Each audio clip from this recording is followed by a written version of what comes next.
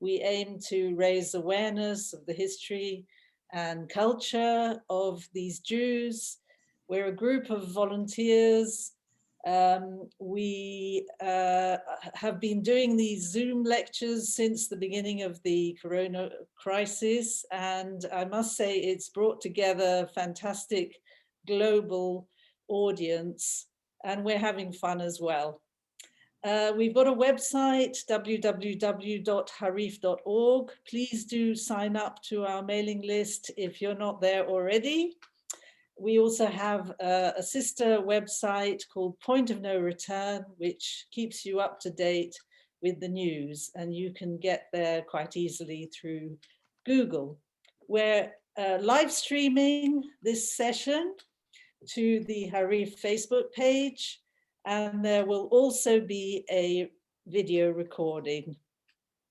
If you have any questions for our speaker, please do write them in the chat, and we will do our best to put them to our speaker after we have finished our interview. So tonight, I'm thrilled to have with us Gina Bublil-Waldman, who's joining us from California. One of 6,000 Jews remaining in Libya in 1967 out of a community of 38,000, Gina had a narrow escape from Tripoli, moving to California, where she became active for Soviet Jewry and then an advocate for the rights of Jewish refugees from the Middle East and North Africa. Gina is the founder and current president of JIMENA, Jews indigenous to the Middle East and North Africa. Gina's accomplishments include winning the prestigious Martin Luther King Jr. Humanitarian Award and testifying in front of the UN Human Rights Council. Gina has also testified before the US Congress Human Rights Caucus as an expert witness. In November of 2017, Gina was awarded a badge of honor from the Coalition of Organizations of Jews from Arab and Islamic countries in Israel for contributions towards the Middle Eastern Jewish refugee justice movement. Right, so someone is sharing their screen for some reason. I'm going to have to... I don't know what's happening. Yeah. I don't know either. I don't know. Desmond Cohen, could you please not share your screen? I don't know how you've been able to do it. How do I do that now? There we go. All right. Okay. Yeah. I'm glad you have a tech here on your side. Yes, that's right. I've actually turned off screen sharing, so I don't know how he did it. Anyway, so JIMENA is Harif's counterpart in the US, and it is committed to preserving and protecting the heritage of the Sephardi and Mizrahi Jews.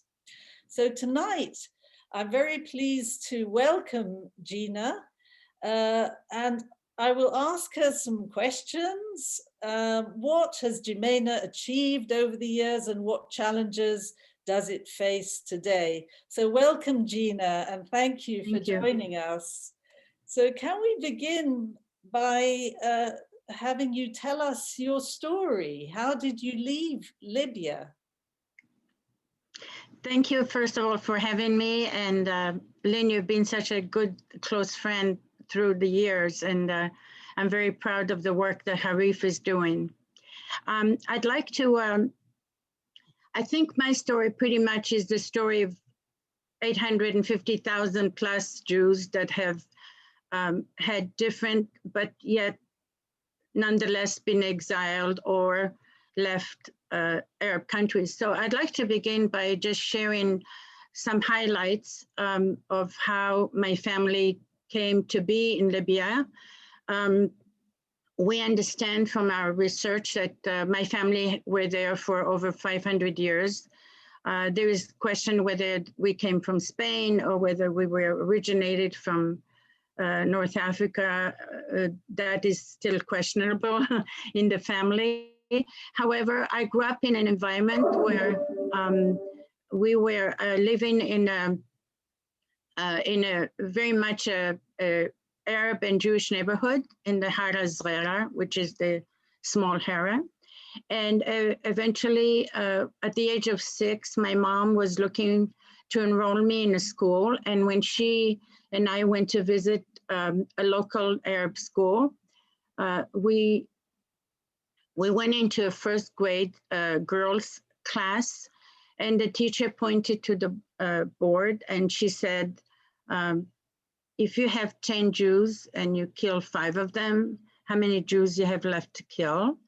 And that was my very first experience, very poignant experience of teaching of hatred. So I came home with my mom, and my mom was very upset, and I saw she was crying, and I said, does that mean we're going to be killed? I was only 6 years old. My parents were pretty traditional, Orthodox, and so I, as a nice Jewish girl living in a kosher home, go to Catholic school. And I can, recite you Catholic prayers and, the Holy Father's prayer. And I would go home and have a kosher meal. So that's how I grew up. So nonetheless, the school was run by Italian who had been colonizing many years before, and many Italians stayed there. So I went to a classical Italian school, learning Latin and so forth. At the age of 14, I decided that I wanted to go to study abroad, and I wasn't sure what or where. And I went on a hunger strike to convince my parents they should send me to study abroad. They gave up, and they sent me to Switzerland. But when I got there, I only had a travel document. I was not allowed as a Jew to have a passport. Jews were not national of Libya. They were considered, citizens of nowhere. We had no nationality. So I received the travel document. And when I got to Switzerland, the border patrol said, no, you are not entering the country with a travel document, because at the time they would risk for me to stay there. So after multiple phone calls that they made to different Libyan consulate to find out if there was I was 14 years old. Was there a 14-year-old girl from Libya who'd run away? And so the officer said to me, no, you cannot go. You have to go back to Tripoli with the next plane. So I sat in the waiting room for hours, waiting for the next plane. I was crying. I didn't know what to do. So eventually it came to me, and I ran, I jumped the line of people, passport control, and I went back to the officer and I pulled on his sleeve and I said, I couldn't speak French at the time and I couldn't speak English at the time. I only spoke Arabic and Italian. So I pulled on his sleeve and I said, Monsieur, me no passport because me Jewish, me no passport because me Jewish. And I started screaming and I was really crying, and you could see the tears falling in my face. And so he looked at me, he took my travel document, stamped it and said, welcome to Switzerland, bienvenue en Suisse. So what does that mean? That truly opened up for me a huge world, which was, wow, I can speak up and I can actually fight this injustice. So that was, I think, what really started my career as an activist. I've been arrested 3 times for civil disobedience. I chained myself to gates of consulate. I've gone on hunger strikes, name it. But that was the moment where, from being just this little girl sitting in Libya, my whole life was completely changed. And I took that as a sign really for my future career, which turned out to be what I did. Now, going back to while I was 14 years old, I spent 2 years in Switzerland. And then after that, I went to England and studied in London for 2 years. I studied for, about 2.5 years.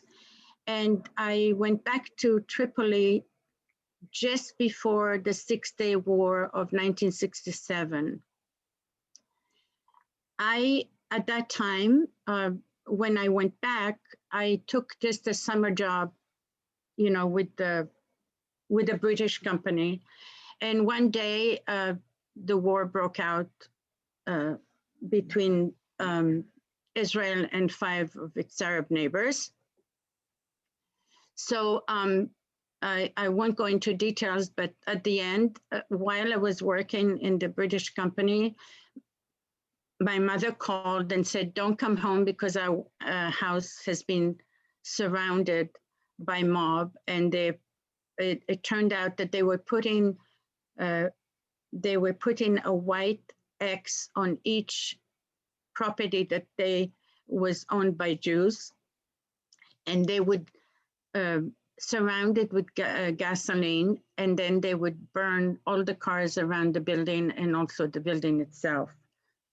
If the Jews were leaving or escaping, they would actually knife them or kill them.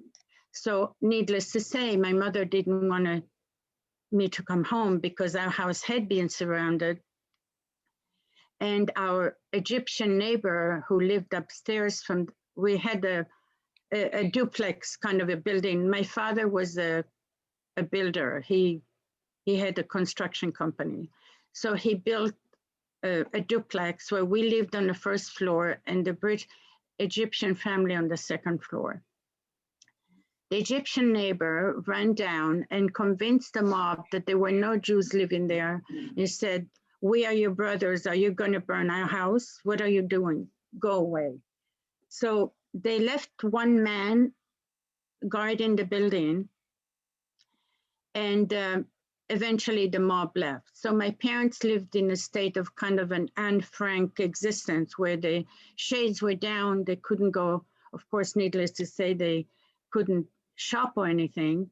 And the neighbor upstairs, the Egyptian man and his wife were very helpful because they would allow my mother to call me. And I, in the meantime, had to go into hiding in the home of a man whose name was Brian Foreman. He was an engineer in the British company that I was working with, which, by the way, I found later on, many years later.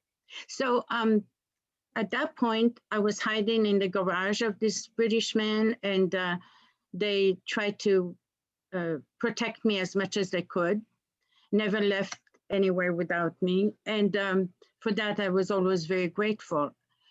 I spent about a month there, completely separated from my family because they didn't want to give themselves away. If I went back, the Arab guard would know that the Jewish family was still there and they would call the mob again. So it was very dangerous. Eventually, I got a phone call from one of the relatives telling me that I could go home, and that because the Libyan government had finally given permission for the Jews to leave, it was a one-way exit visa. And it was a travel document that would be stamped as, one way, and all of our assets and homes and bank accounts would be actually confiscated. So in order for me to come home, it sounds like an adventure movie, but actually this was exactly what happened. A group of the British engineers that I was working with, including the one that were hiding me in their homes, secretly met one night after curfew to plan my escape from my place of hiding to my home. And what they came up with was this plan. Either, you're not going to believe this, but it's true. Either they were going to put our family in the crates that they received all of the machinery for building roads and airports for Tripoli. And they would dig holes so we could breathe and ship them back, you know, safely. That's how they were going to smuggle us. Or they were going to just try to get me back to my family and hope for the best. So the latter plan won out, which is that they were going to take me back to my family. And now the plan was that they were going to have 3 cars. One car would go first and make a lot of noise with the tires and go very early in the morning so there wouldn't be so much people in the street. The second car I would be in, and the third car would be right behind me, also making a lot of noise. So the first car would go in. It turned out I ran out of the middle car, opened the door very quickly while the second car would distract the guard. And that's how I got back to my house. I go back in and I realized my parents were completely in a state mental state and physical, of course, that I'd never seen them. They were like almost, you know, walking around in some sort of they didn't know what was happening. They didn't know what was going to happen. They didn't know if they were going to survive or not. It was a very, very scary moment. I was then 19 years old.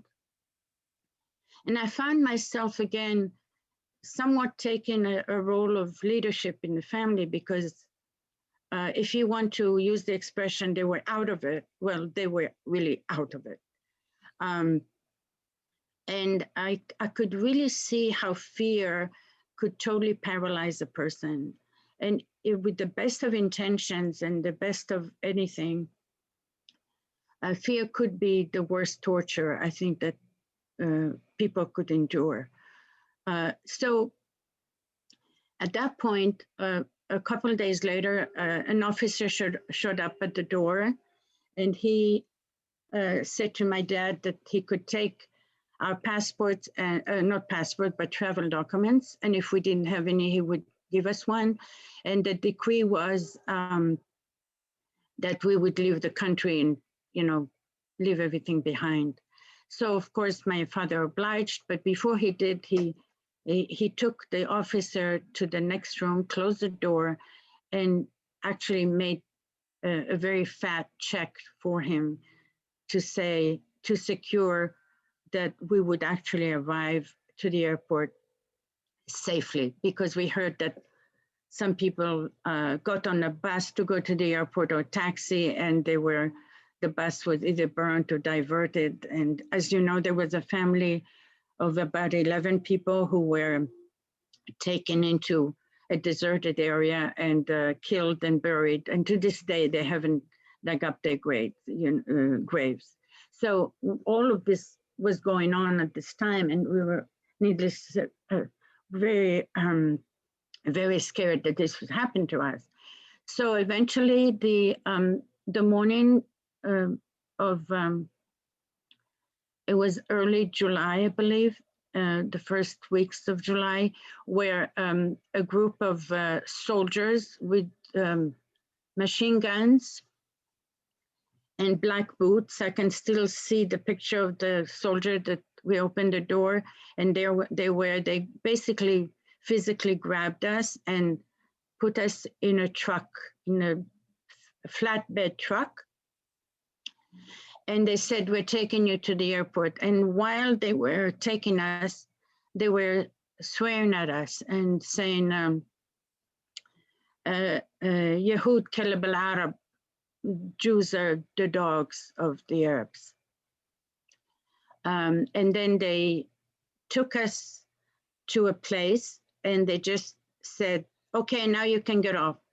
We all got off and we didn't know what was going on. And they said, "You think that," the officer that took my father's money spoke up and said, "Do you really think that I'm going to use my soldiers to save a group of filthy Jews?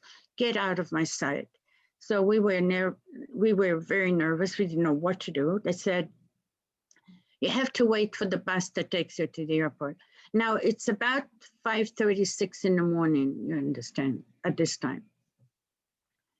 So I just want to go back for 1 second. The people, the engineers that hit us was best friends with the director of the airline, which today is British Air. It used to be BOAC. So at the time, he was best friends with him. So he said, I need to get 7 tickets for a Jewish family to leave the country. And they said, there are no flights leaving the country. We're sorry, they're fully booked. So the director of BOAC, and I still don't know his name, and I want to thank him for this, took 7 British engineers going back to Britain and took them off the plane and put us on as passengers. So now we were heading for the airport. Again, the British can take a lot of credit for this. And as we were, driving, the bus pulled over.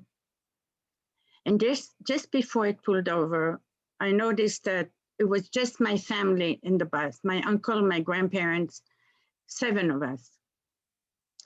The driver was driving, and the conductor came around and said, I want to see your laissez-passer, your documents. Now, since when you show your documents to a bus driver or a bus conductor?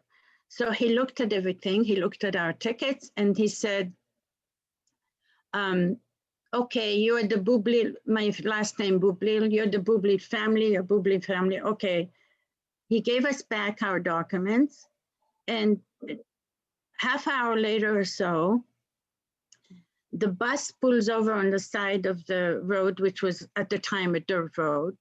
And then I see the driver is pulling a lever, and the conductor wants to take off. And I said to him, I used my father's technique. And I said, I ran over to him and I said, tell us how much you want. We will give you whatever money you want. Just get us to the airport. So he pushed me back on the chair and said, you are a Jewish whore. You're killing our brothers in Palestine. Go away. And at that point, and he left the bus. He said, I'm going to call taxi because there is 2 taxis because there's something wrong with the bus. So I looked around and I see my mother is crying. My grandmother and grandfather are praying in Hebrew. My brother is 13 years old. My uncle is out of it. And I said, oh my God, something is happening here. So something in my gut told me I needed to seek help. Something has to be happening. So I grabbed my travel document and my airline ticket from my mom. And I said, if you can flag a taxi, get yourself to the airport, I'm going to go and see if I can get some help. And my mom, of course, wouldn't let me, and I just pushed her away. I walk back, and on the walk back, I see, I don't know, some of you have been to the Middle East or to India or Pakistan. They have these little chai shops, where men sit and drink chai, and they smoking targilas, and and they were listening to none less than the speech of Jamal Abdel Nasser abdicating. He's saying, I'm going to abdicate because of the fight that they had in the Sinai, where all of these Egyptian soldiers were running and were being captured, if some of you remember. So that particular day was a black day in the history of the Arab nations, because they were, it was humiliating that a small country like Israel, 1967, would be actually advancing to that point. But we didn't know that because the Arab radios kept saying that the Egyptians were winning. So I'm passing by and I could hear the singing in the background of, the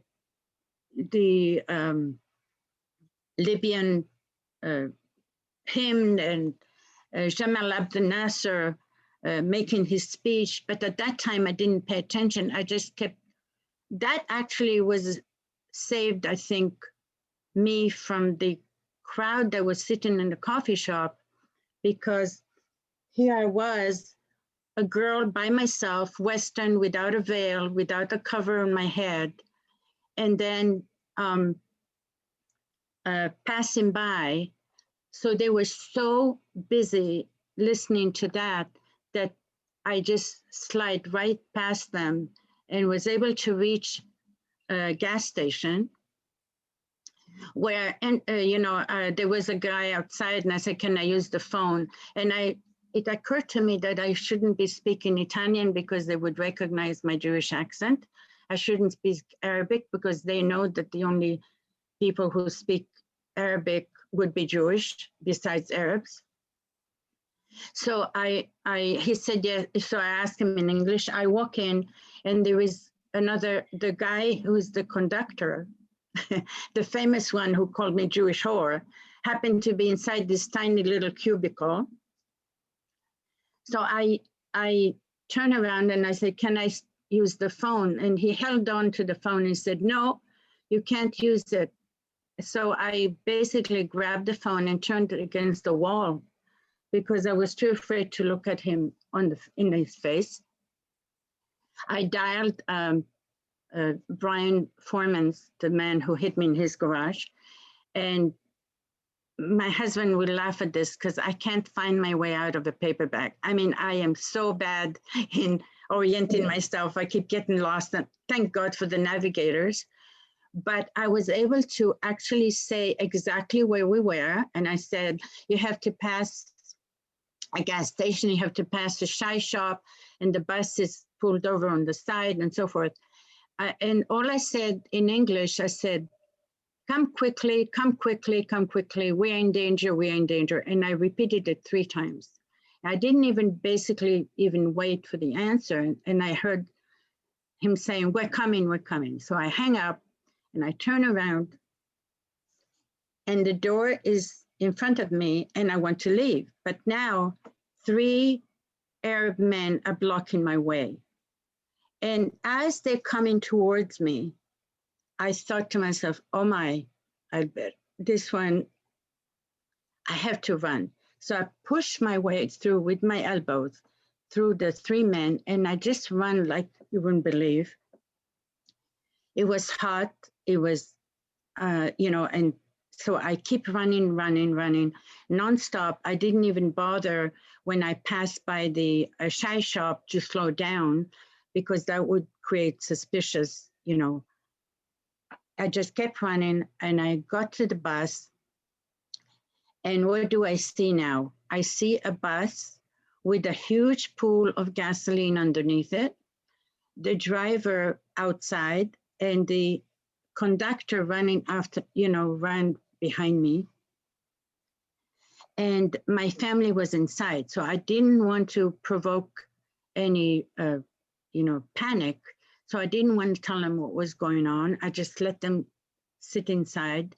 And then a few minutes are passing. And in the meantime, I could see people with donkeys and farmers going back to their farm because we were out in the, farm area, country, and people coming. And one guy starts saying, Yehud, Yehud, Jews, Jews. And of course, more Arabs are coming. And the Muezzin is calling for the prayer, for the morning prayer. And they're coming. And all of a sudden, I see these 2 Jeeps. I don't know what to do. So I'm following the driver who has a packet of matches in his hands because I figured our life is sitting in that box of matches. So he turns around, I turn behind him, I'm staring at the matches.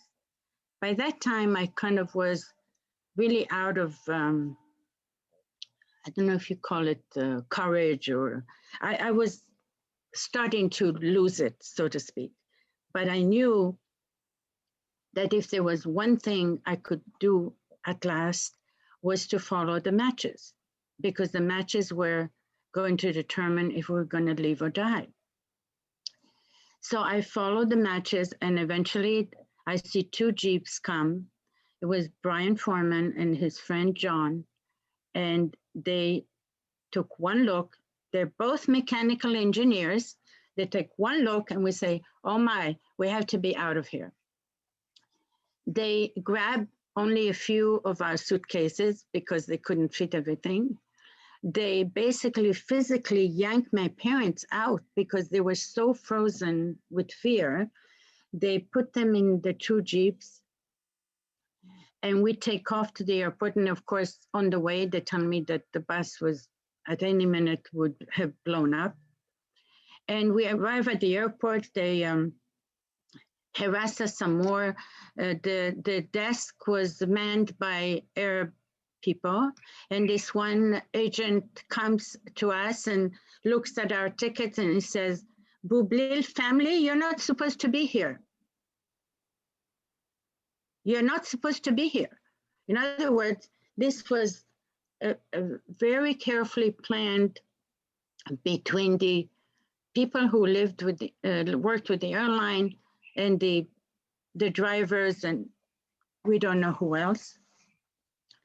So they take our suitcases, they, you know, take all the stuff out, they strip my grandmother. It was a long story, but anyway, eventually we get on the plane, and just as the plane closes the door, I start screaming. I said, stop, stop, stop, because I counted the members of my family and I realized that my uncle was missing. So the stewardesses and the crew were British. So they opened the door and they said, what's going on? I ran back to the gate, which was just like a, you know, a cement kind of a building at the time. And I see my uncle standing in the middle. And because the people who take your luggage into the plane refused to take our luggage to the plane, so we had to take it ourselves. So I see these guys with their overalls, and my uncle is surrounded by at least 6 or 8 of them, and they're spitting on him and they're saying, you filthy Jew, you're a dog of the Arabs, you're killing our brothers in Palestine. So as the last straw, I grab my uncle and I just pull him back and I run with him back into the plane. They finally close the door. The flight, we're flying, and it turns out that the only flight we could get was to the island of Malta, not to Rome, not to anywhere else. Island of Malta. And we arrive at the island of Malta and we're met with stretchers and ambulances. Why? We didn't say anything because the crew, apparently when we got off, they said, I spoke English at the time, so I could understand. The pilot said to us that they radioed ahead of time that there was a family that was so traumatized that they felt they should call for medical assistance. So when we arrived there and we said, no, we just want to go to Rome, my father said, you cannot say anything because there are so many Jews left behind. If we say something, it may, you know, create problems for them. So we didn't say anything. We flew to Rome and lived in one room, 7 of us, one apartment studio for 7 people. I slept in the bathtub in turns with my sister because there were no place on the floor. So I like to tell the story because I want people to understand that refugees, Jewish refugees also suffered, and our story needs to be told. It's not to say that everybody had the same experience, but nonetheless, this is what really prompted me to work for Soviet Jewry first, and also to create JIMENA. And so you set up JIMENA, which stands for Jews Indigenous to the Middle East and North Africa. But did you see these Jews as refugees first and foremost, or there is this idea that a lot of them did leave of their own free will, or they didn't have such a bad time of it? I mean, would you agree with that?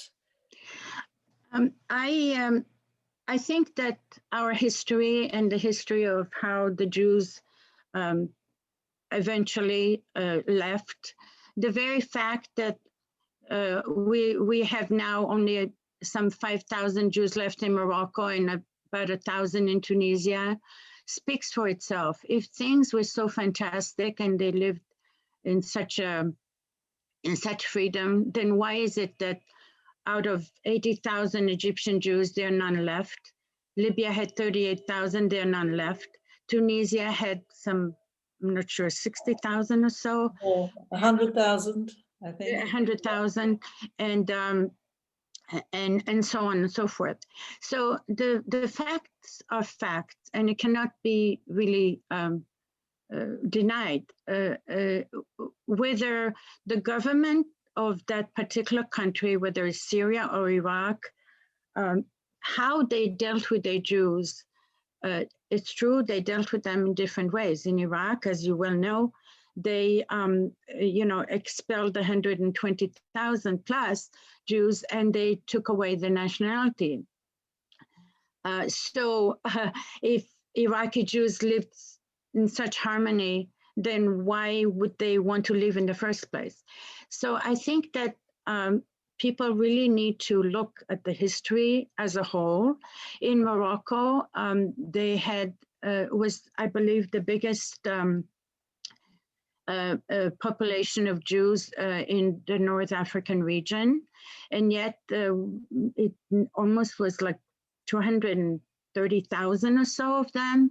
And now we have 5,000. So we are now learning more and more how rich these cultures were.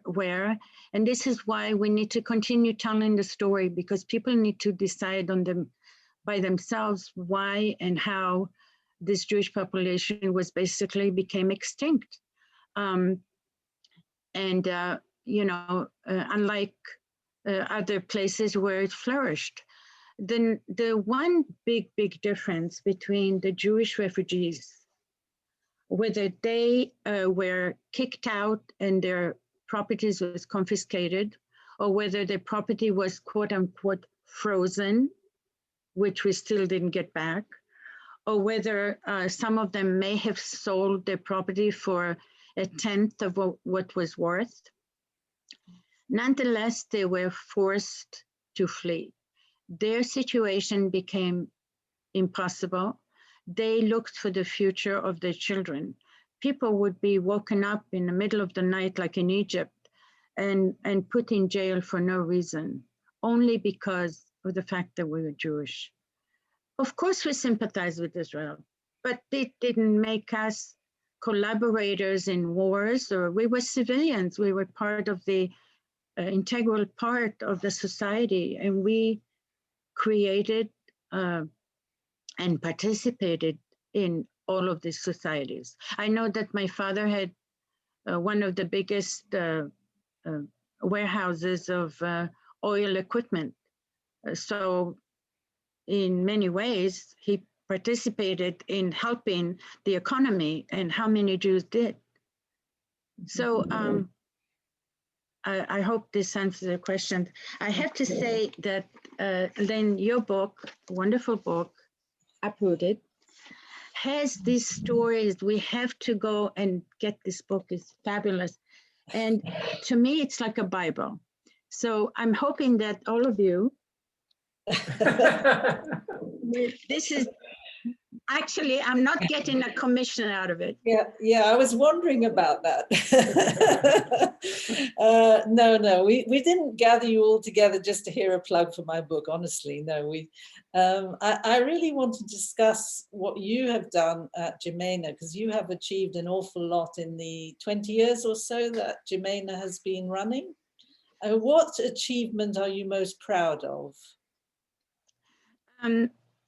Many. First of all, when I first started JIMENA, I would get from our, no offense here, from our Ashkenazi Jewish community, was completely uneducated on the subject. And they would basically say to me, oh, well, that's too little too late, or but the Jews chose to leave because they were Zionist and so forth and so forth. I realized at the moment that a process of education had to take place first before we could do anything else. People cannot be motivated unless they're educated. So we started with JIMENA by going around and making public speeches. And I learned from our Ashkenazi brothers and sisters that the best way was eyewitnesses. Nobody could deny a story of an eyewitness. Nobody could deny my story. So we started by having a bureau, a speakers bureau. People who would go to different campuses. We started with mostly, there was a group that invited us around all over the East Coast. And I never forget, I would have Arab students come to me at the end and come and give me a hug after all of their fellow Arab students would leave the room. And that to me was very significant because we touched a young generation that did not know the story. So by educating the students, we were educating not just Jewish students, but students who were studying Middle Eastern history. You know, I was in Boston and I never forget, I spoke at Harvard of all places. And it was crammed with Arab students who were going to do everything they could to embarrass or do whatever. So what did I do instead? I stood on the podium and I said, I am so proud specifically of the Arab students who came to learn about their own history, about the history of their ethnic groups who lived amongst their people.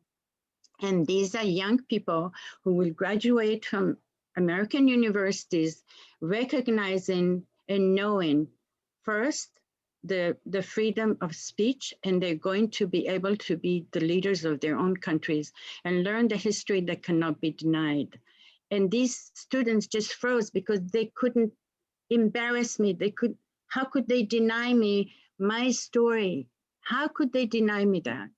So this is how we started, and eventually we had many challenges also in Israel, because Israel is not to this day educating its population properly about the issue. And as you recall then, is we were able to get the Israeli Knesset to finally name November 30th as the day of commemoration. And we also are still fighting to get a curriculum in Israel. It has improved, but it's not 100%. JIMENA created a curriculum here. We've been fortunate that we've had foundations that have been sympathetic to us, and our own community has been. So there's of course the challenge of the Iraqi Jewish archives that came to America, and you know, we fought for it to not to be sent back for multiple years. And to this day, we really have not clear understanding as to the status of the latest, but it was supposed to go back in September, so. Yeah. What do you think will happen actually to it? Do you think it will go back this year? Well, the kind of technique that we used, which is really true, is we kept saying that we have scholars that want to study the archives, that 2 books, as you know, Carol Basri helped publish 2 books, you know, with the help, of course, of scholars from different organizations to interpret some of the stuff that was in the 2 books and in the Torah. And we kept saying it has to go to different museums, and it was sent to different museums. Unfortunately, I don't think he was exposed to the extent he should have been.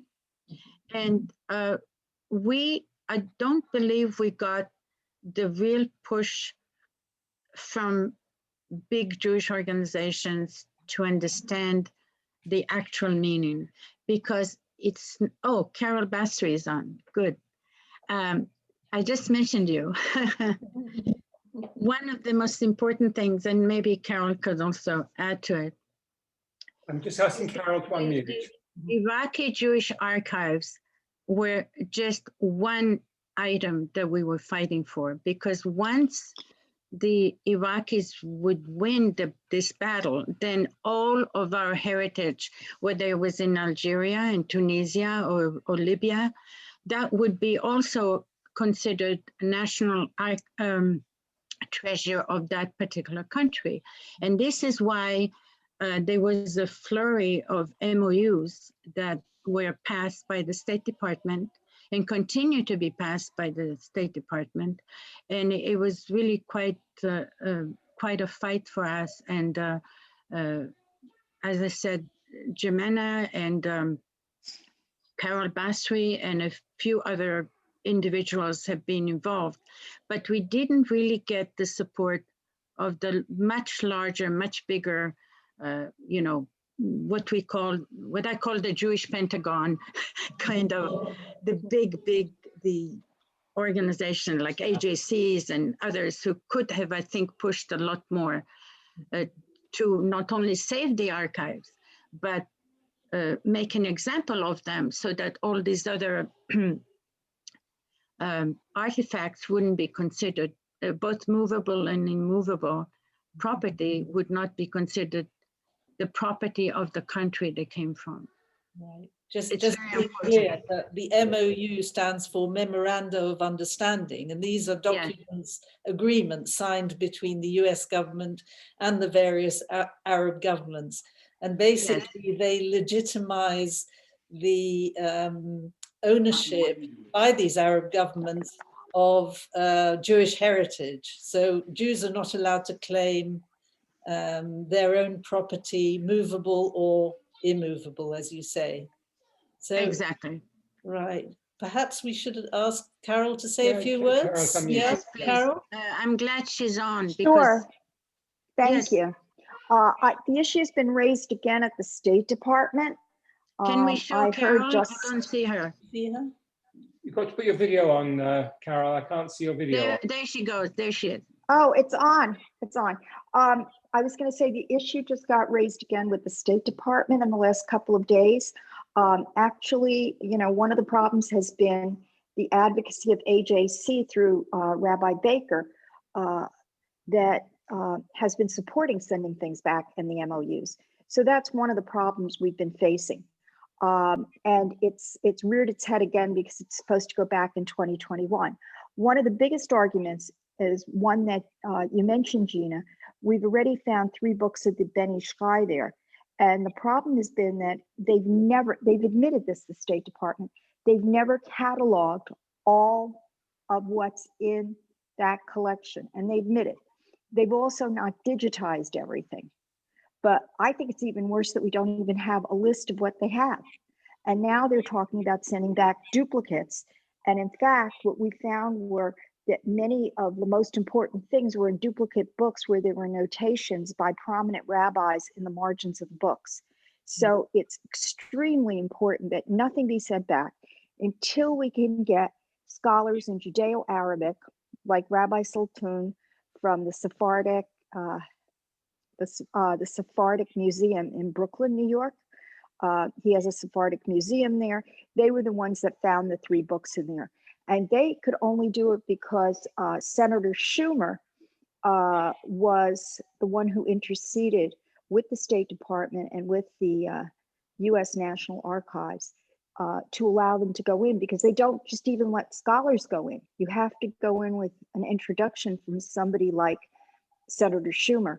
And when you talked about major Jewish organizations, we couldn't get them to sign on twice in 2014 and 2017 to make a statement until Senator Schumer and other senators said they were on board. And then we had, major Jewish organizations put a list together and say the Iraqi Jewish Archive should stay. They haven't even been dealing with the issue of the MOUs. However, the Hellenic Society and also the Association of Museum Directors have been going to these hearings and been very vocal about they should not be returned. And as you know, I made a movie about this, and Linda was kind enough to talk with us about it on saving the Iraqi Jewish archives, and it included saving the cultural and religious heritage of not only Jews, but other ethnically cleansed groups like Yazidis and Christians and Baha'i, who have material in the Arab countries that have requested the MOUs. Interestingly enough, countries like the UAE and Bahrain have not asked for an MOU and do not have one. So I find that very interesting. Saudi Arabia hasn't asked, Oman, Sudan, none of these countries are in that group. So it's very important we do this, because they could literally come into our museums, as the museum directors have said, because they're worried about their things being taken out. And so there needs to be just a greater knowledge of what's going on now and greater advocacy. And I appreciate all you've been doing, Gina, and also all you've been doing, Lynn, to try to get these issues out, because it's just not happening right now, and it needs to. So is there Carol, anything that we can do as a group? I mean, we have over 100 people here. Is there anything you would like us to do? Yes, there is. One is get in touch with people in Parliament, because this is a problem in England also. I was told by Edwin Schicker about a year and a half ago that things were returned from the British Museum to Iraq that was Jewish heritage. I don't know if that's true, but that's what he told me. And the other thing that would be very important is to advocate to all governments, because many governments are misinterpreting what cultural heritage is and religious and cultural heritage. And it does not belong to those countries under the cultural heritage laws that were passed internationally, to which the US is a signatory, and I'm sure the UK is a signatory, and other countries. And those cultural heritage laws talk about archaeological finds. This is not archaeological, and they're not from an ethnic tribal group that lives outside of an urban area. So it just does not cover these kinds of materials. Okay. Could you tell us the name of the movie, Carol? Yes. Oh, Sorry, she's muted. You're muted. You're muted. Sorry, Carol, can't hear you. She unmuted herself, not me. Okay. Hello? Unmute, yes. Yeah. Okay, so ask me the question again. Yes. What's the name of your film? Saving the Iraqi Jewish Archives. And we were in the New York Sephardic Film Festival. We're going to be in another film festival. It's going to be announced in probably the next couple of weeks. So I'm not allowed to formally announce it yet, so I'm not going to do that, but it is a really major international film festival. We're really happy about that. Advocacy pieces are very important. And of course, when people ask me, I tell them about JIMENA and Harif, because you've been doing so much advocacy in terms of putting groups together and doing the kind of advocacy and getting the press involved and everything. And what I've been doing has been more piecemeal, let's say. But I have such high regard for what both of you can do. Great. Gina? Do you want to say? Yeah, sure. I think that you might have heard talking on a different subject about the, the curriculum that is. Yes. So yes, we were talking about schools, and you mentioned schools in Israel still haven't incorporated enough information about Jews from Arab countries in the curriculum. But you also have a domestic problem with schools, don't you, in California? Can you tell us something about this problem with the ethnic studies schools curriculum that you've been fighting very hard to get changed? Right. So about a in 2016, there was a legislation that was passed in the state of California that the State Board of Education adopt what they called an ethnic studies model curriculum to cover basically the history of all the different ethnic groups that live in California, and we have so many of them. But when this came up just accidentally, JIMENA found out about it through a friend, and basically the actual curriculum that they were presenting was extremely anti-Semitic. It had anti-Israel and anti-Semitic content. And so JIMENA, it was basically actually the work of Sarah Levin, who took the bull by the horn and started a coalition of over 11 different organizations that joined this advocacy group. And we appealed to the governor and to the Jewish caucus in the assembly and so forth to, absolute. And at the end, the Governor Newsom actually vetoed the first draft. We also know that it was very much supported by BDSers, boycott against Israel, and also but Jewish groups who like the Jewish voice, Jewish Voice for Israel and so forth, and right.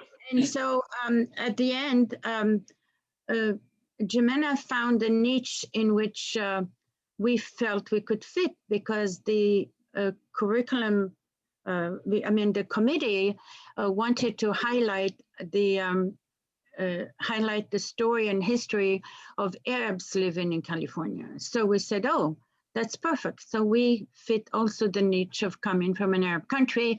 If you're going to tell their story, you have to tell our story. And that kind of put us in a niche that they could not deny, because it actually would be illegal for them to say, well, we're telling the story of people from our countries, but Jews do not have to be part of it. It would be illegal.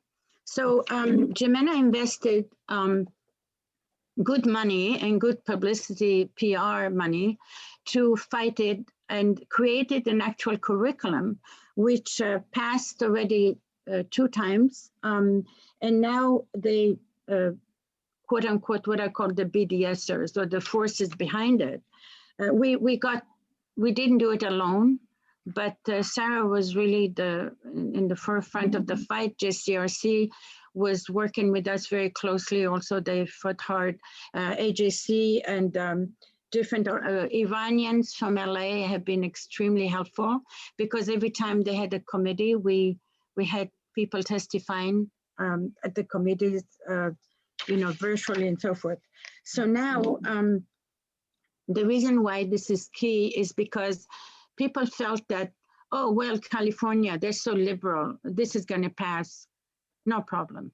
But it didn't, because if it passes in California, we already seen other states wanting to pass similar legislation, and we know who's behind it. We know that the people who are promoting BDS and anti-Israel propaganda are totally behind it. They want to show Jews, Israelis as being colonializers. I mean, we don't have to tell you what was in the curriculum. And this is what our high schoolers would be learning about Jews and Jewish history. So now we are at the last phase, which is going to be voted on in March 31st. So we are gathering momentum, and we're gathering a lot of support to fight it, and we hope it's going to pass. But we also had to make sure that they put in the definition of anti-Semitism, like the one that was adopted globally, which is which is the golden standard for it. So this is where it's at, and that's fantastic. Well, you've worked so hard to get this amended. I think it's wonderful. Can I just go over to Melam Mansour, who wants to ask a question? Sorry, you've been very patient. No problem. Yeah. Shalom. Good evening, everyone. Hi, Gina. Nice to virtually meet you finally. I know about JIMENA since I was studying in Canada. I'm coming from originally Lebanese. My grandmom is Jewish. So I'm advocate also for Arab Jews rights, since the family of my grandmother suffered the same, like what your families went through. My question, I have like too many questions, but I can ask a few for now.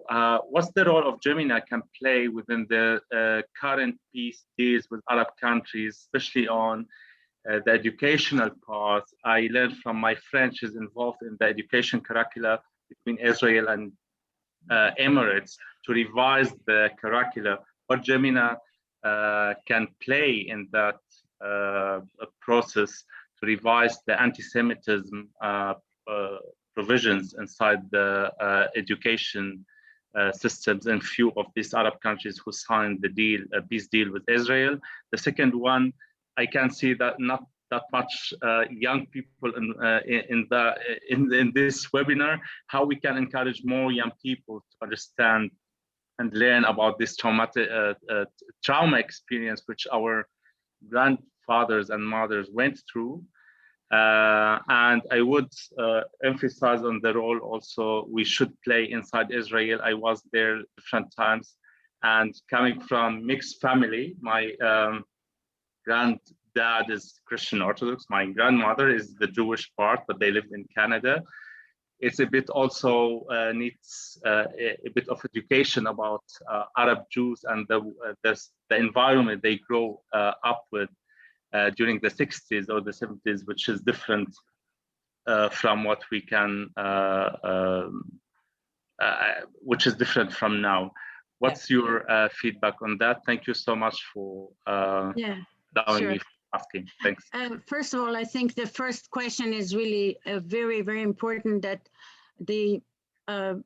I see the Jews from the Arab countries as being really the bridge, that we can build a bridge through our culture and tradition and through our common points of connection. There are so many points that we can connect. I know that whether it's through a certain specific cultural event. To give you a very short example, I belong to many chats. In fact, I would love to be in touch with you so that we can chat also later on. So people started, for example, with the one common festivity, which is the henna ceremony that we give to the bride. Okay, so what happened was like unbelievable. We got videos from people. I shared as an example what I was wearing for my henna ceremony, which is my great grandmother's costume. Oh, fantastic! Yeah. Okay. Oh, beautiful. So it's interesting because when I posted that, there was this flurry of, oh my grandmother used to wear this. My great grandmother had a costume like that. So I think that we are key to building a bridge. How much do you think, with all due respect to Ashkenazi Jews and Jews from Poland and Germany that my husband is, do you think that a person living in Dubai has anything in common with matzo ball soup? I don't think so. But when I make a nice couscous and I speak to him like his mother, okay, like I have connections with this few people who I say certain things to them, and they say, "Oh my God, you're speaking you're speaking like my mother. Go away." You know, so I think it's always a good idea to bring humor into situations, and humor, I think, helps, and we can definitely bridge certain gaps. Now, would that be enough or sufficient? I don't think so. I think we need to tell the story. I think that when I saw young people or people in general listen to a Holocaust survivor for the first time, people from the United Arab Emirates, in women who were crying, listen to the story of this woman who was a Holocaust survivor or going through the tour. It came to me how we are all human beings, and so much as the suffering, so long as the suffering is such that we can empathize with the person, whether it's an Arab person suffering or whether it's a Jewish people suffering, I think the key is empathy. And the way to be able to bridge that is to stop the culture of hatred in the school systems. You and I know that these, I call them the hate academies. These hate academies that are taking in place in madrasa schools, that are poisoning the minds of young Arab children, have to stop. And how do we stop it? We have to have a responsibility to our own children, you know, to show them and teach them that people are equal. You know, different people are going to have wars no matter what. You cannot deny that. But when you see this in Pakistan, for example, where they take the Nobel Prize for having so many madrasas, a lot of that stuff is happening in other territories. So I see education as being key because our children are very impressionable when they're so young. And instead of like giving them what we think they should be thinking, we give them the real story. Let them decide at the end what is, you know, what is the history of the Jews. You don't say to them, oh, like a lot of my Arab friends say to me, I never met a Jew before. They are like in their 20s or 30s. Why? I came from Egypt. My mother told me that the Jews chose to live because they are Zionists. That is not true at all. The Jews were forced to flee. They were, there were not so many Jews in the Gulf states, but nonetheless, they learned education that taught them how to hate the Jews. Another friend of mine told me when she was little, her father used to tell her, don't ever take candy from the Jews because they will poison you. Well, what do you do about that? So I think that, by the way, I want to be, this is a general announcement I'm making. Mhm. I am on different chats and I want to be on more chats. So if you, want to put me on, or I don't know how you can maybe give your email to Lynn or whatever, I'd love to be able to be on a chat with Lebanon or Lebanese Arabs and Lebanese Jews together. I think this is how we can start bridging gaps. Yeah, there was a question from Emil about intersectionality. That was to do with the California Ethnic Studies curriculum.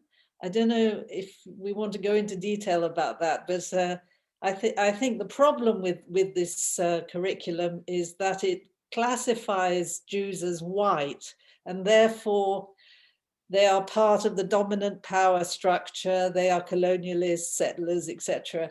And therefore they cannot be an oppressed group.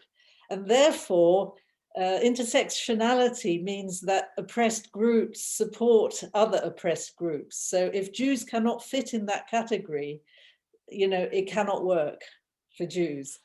Jews are always excluded. I think that's a potted kind of right now, I hope. Very interesting point, because that's the key point. Yeah. The ADL, Anti-Defamation League, stated and researched and proved that during Hitler used this exact kind of propaganda in which he said the Jews pretend to be white, pretend to be like us Germans, pretend to be the higher caste, so to speak, or the privileged, but they're lying, they're not. Mm-hmm. So actually what happened was, is that by proving that we were not, this was his way of being able to discriminate against us because we were not the pure race like they are. So this is one of the issues that was brought up also to the governor, and the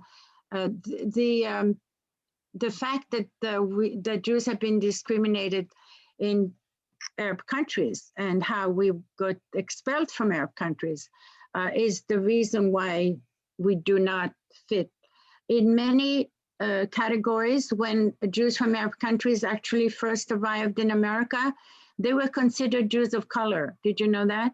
It was the judge, when we came in front of the judge some 100 years ago or so, and we asked to become citizens, they didn't necessarily want to give us citizenship because they said we were Jews of color and we were considered just like blacks would not be given.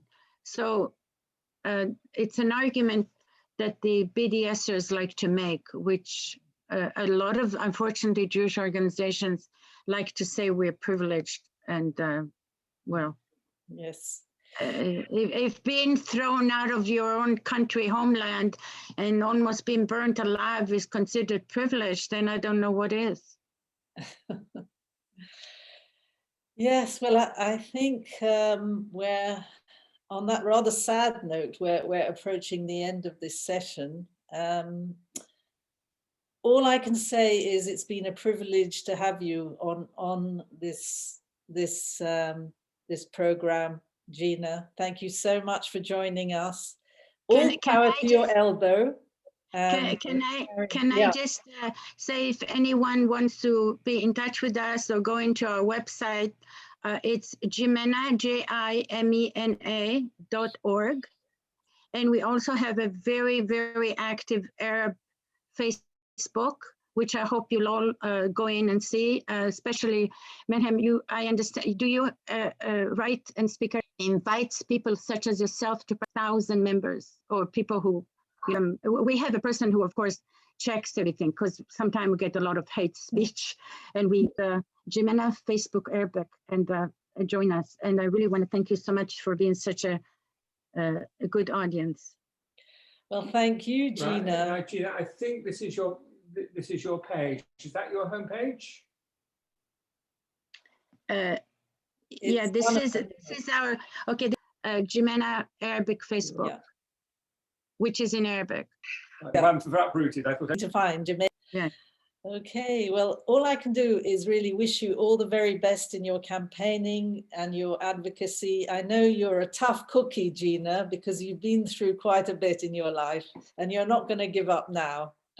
So, and thank you for your friendship and your support throughout the years. Thank you, and thanks, Carol, for participating. Okay, so next week we have a special Purim event. It'll be with me, if any of you want to sit through me talking. And I just want to thank everybody for coming from all over the world. We have Switzerland, we have California, we have Israel, all represented. Egypt. And Egypt, yes, Our Lady from Alexandria, hello. And thank you once again. And a special thank you to Victor, who's watching our thing instead of watching football tonight. That's especially appreciated. We really appreciate people who've sacrificed their football. And you're going to send us the recording? Yes, we will. That would be great. Some people are asking for it. Yeah. If anyone wants a copy of the book directly from the inside, if you send an email to me, which is Lawrence, LAURENCE @julii.co.uk. Anyway, no, well, don't worry about that. Anyway, thank you again, Gina. Thank you for having me. Thanks a lot. All the best. It's called Uprooted. Bye-bye, everyone. Bye. I think Lawrence